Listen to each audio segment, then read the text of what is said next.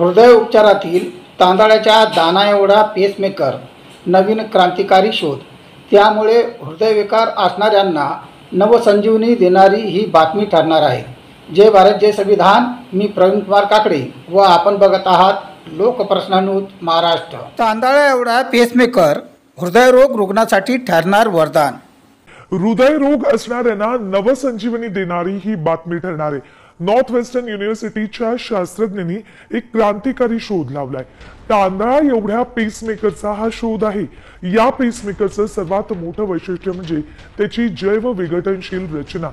हृदयाचे ठोके नियमित झाल्यावर साधारण 5 ते 7 आठवड्यात हे उपकरण शरीरात पूर्णपणे विरघळतं। यामुळे त्याला काढण्यासाठी पुन्हा शस्त्रक्रियेची गरज भासत नाही। त्यामुळे शस्त्रक्रियेशी संबंधित धोके आपोआप टाळले जातील।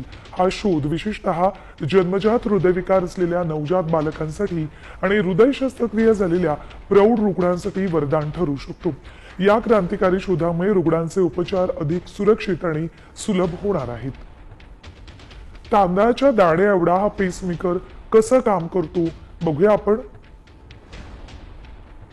तांदळाच्या दाण्या एवढा पेसमेकरचा शोध याचा आकार आहे 1.8 ते 3.5 mm।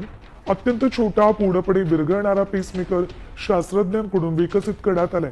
कोणत्याही तारा, बॅटरी किंवा शस्त्रक्रियेची यासाठी गरज नाहीये। छोटासा पेसमेकर थेट हृदयावर इंजेक्शनद्वारे बसवला जातो।